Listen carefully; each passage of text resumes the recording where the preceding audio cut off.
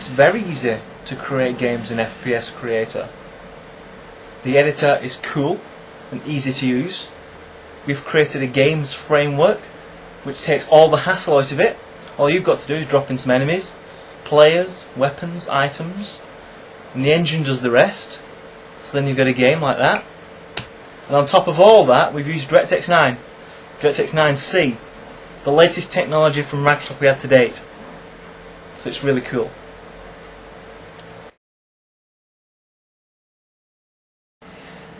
A combination of a good artist, good support programmer, and dirt basic professional.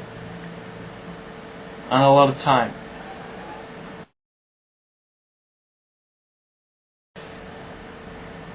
My own personal favourite of FPS Creator is the support for FX files, which allows the latest and greatest techniques that you're seeing in games today to be effortlessly pasted into FPS Creator games. Absolutely. Every game you've ever played probably had at least 5 levels, more like 10. It would be a crime not to have the same in FPS Creator, so you can have as many levels as you want.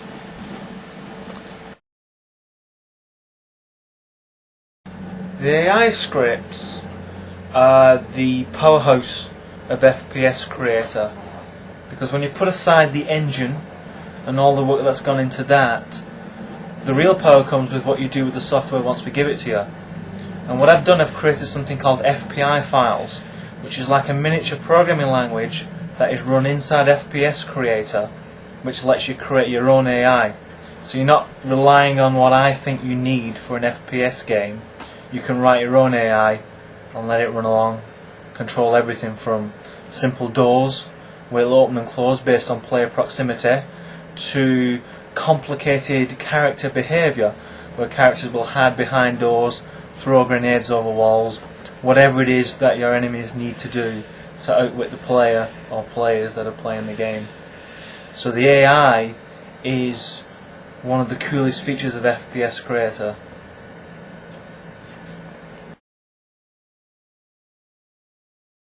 No, there isn't. We've already provided you with a good selection of graphics in the library, but you can import as much of your own stuff as you want, so there's really no limit. Well, we're using a tool at the moment called the segment editor, and I've been using it for a while now, and its job is to bring in meshes and textures and FX files and all the other bits and bobs and put them together and allow you to use them as templates to paint your maps with in the FPS Creator editor. So it's a tool that allows you to make the import process as simple as possible. Yes, it's really quite simple.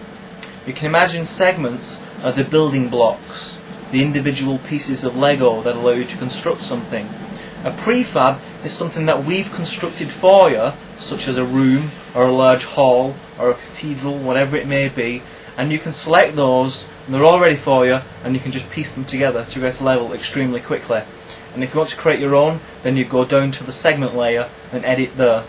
And there's a third category of objects called entities, which allow you to fill up your rooms with detail, and those will be your tables and your items and your other aspects such as characters and enemies and things like that. There are 4 main marker objects in FPS Creator Editor. The first one is the simple one, it's the player start marker, and you place that in the location of the level where you want the player to start. Then you've got a light, which is a marker for a light source, so you can place many of those around your level to illuminate that level. Then you've got a trigger zone, and a trigger zone is an area that you can specify, which you can then apply an action. So the player can have something happen to him if he enters that area, something like he'll complete the level, or he'll get some health, or he'll get hurt. And the last one is called emission, and that is an object which spews out a particular animation, such as fire or steam or some sort of particle emission, and those you can just place around in abundance. So that's the 4th marker object. Yes, it is one of the biggest issues that's currently facing technology today, the whole lighting question. FPS Creator has taken that burden to some degree by building in a light mapper.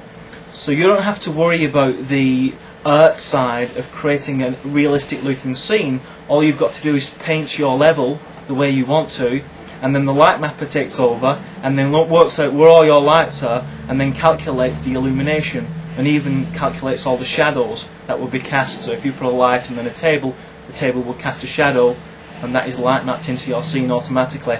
All you've got to do is wait.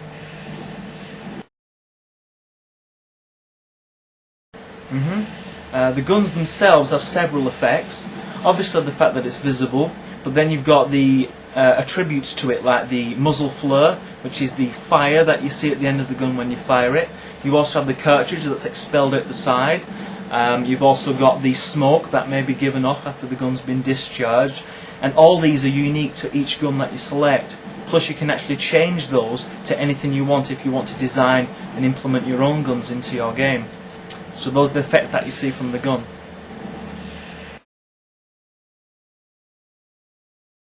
Yes, when the player shoots the gun, several things can happen based on what kind of ammunition the gun has.